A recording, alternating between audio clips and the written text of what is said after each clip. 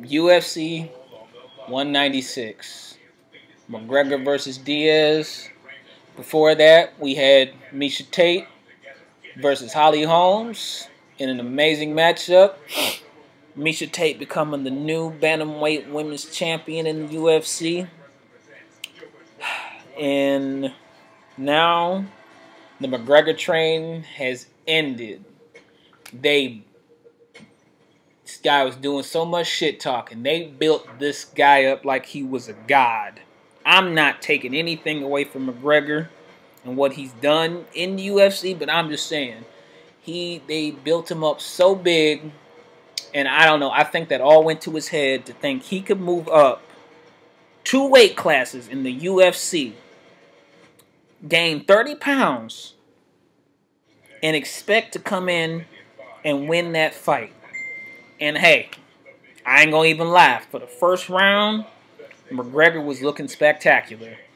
I mean, he was switching stances from orthodox to southpaw. He was tagging Diaz. He was looking real good. He was putting some blood on his face. I mean, you really almost thought the guy was Bruce Lee for a second, the way he was trying to fight. He really, when you look at Mcgregor, he really has no fighting style. But he looks good at what he does.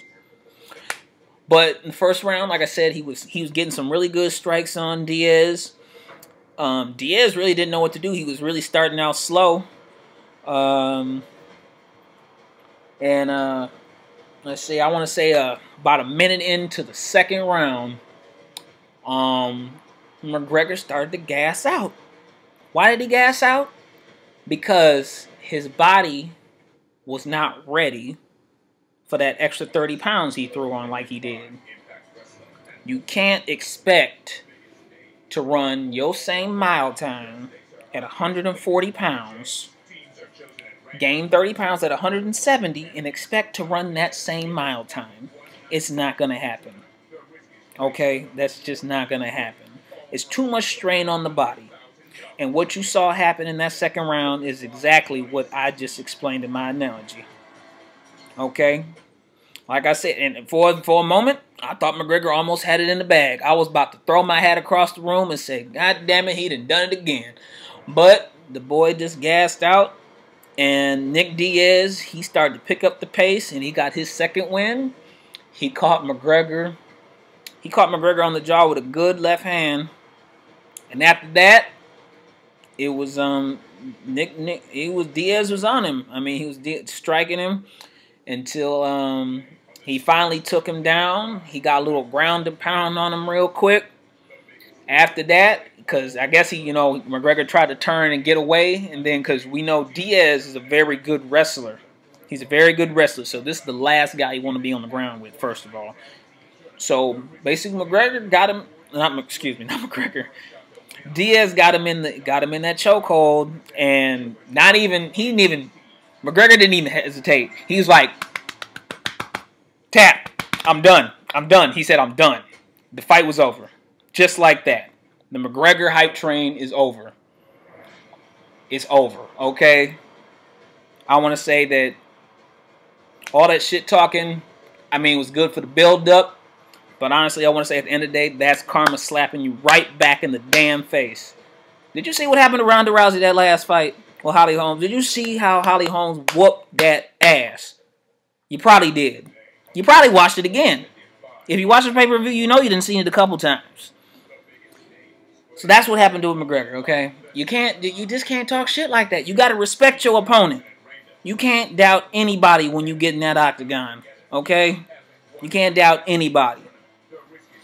I mean, I give credit to Mcgregor at the end of the fight. He took his hat off to Diaz. He gave him mad respect. He took the loss as a loss.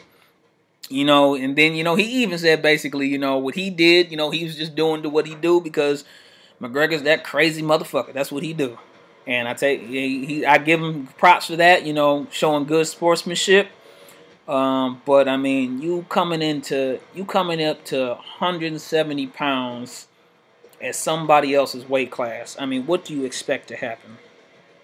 It's physics. It's law, damn near. Okay, this is what.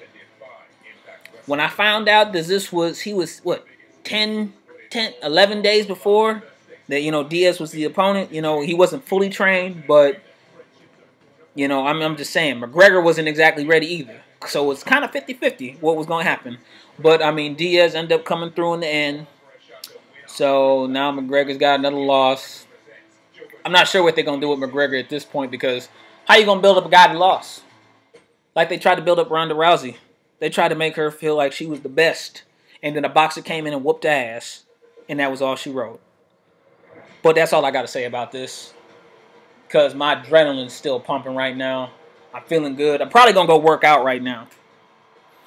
So I'm going to cut it off with that note. This is Lyndon Jones. And this has been another episode of Boxing Therapy. I'm going to catch you guys in the next one.